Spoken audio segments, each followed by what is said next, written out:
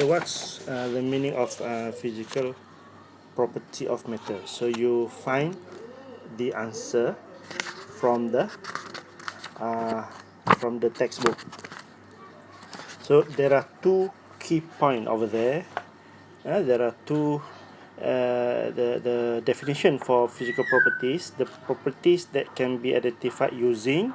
So there's a two blank over there. You fill up the blank, referring to the textbook. So there are two key points. The first one, using five senses and measuring tools. So how do you identify physical properties? The properties that can be identified using five senses and measuring tools. So there are many examples of physical properties of matter, like flexibility, hardness, strength, electric conductivity. You know why? Because these physical properties can be measured using measuring tools and also five senses. For example, flexibility. We can measure flexibility. We can measure electric conductivity using voltmeter. We can measure mass using balance. Now, how about odor or texture? Odor, you can identify odor using your five senses. Your smell, the sense of smell. How about texture? You can identify texture by using the sense of touch. For example, compare the physical properties of wood and glass. Compare the texture of wood and glass. So wood, the physical properties for this one is texture. So using your sense of touch, you'll know that glass is smooth, and the surface of the texture of wood is rough. So that's how you classify things using through its physical properties. In this case, the texture. So these are the examples not given in the textbook, but I give other examples for you to understand solubility and all that. So there are five other boxes over here. You'll find the answer, the rest of the physical properties in the textbook. Right. Now, chemical properties. Chemical properties are the properties of a substance that can become evident when it.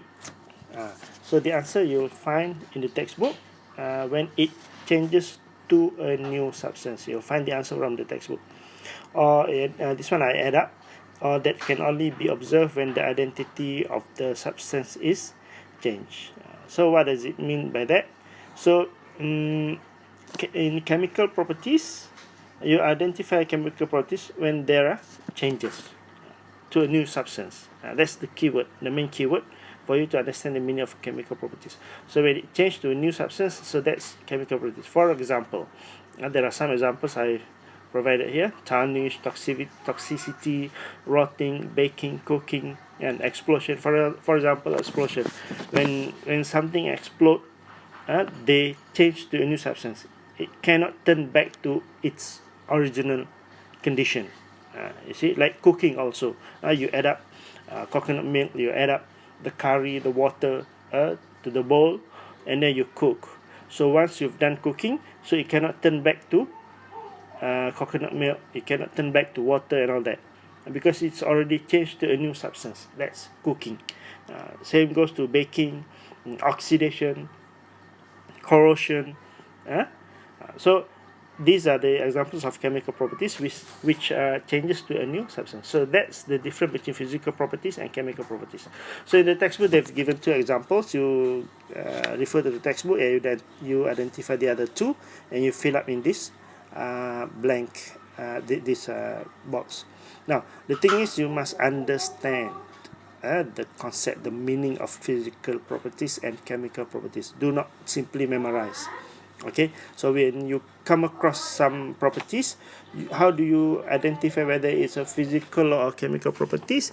Based on the characteristic. And if physical properties, you can if it can be identified using sensors, or you can use measuring cylinder, that's physical properties. If it changes to a new substance, then it's a chemical properties. Okay, that's the first part. Now the second part, 3 states of matter. Now you refer to the textbook also. The matter actually can be divided into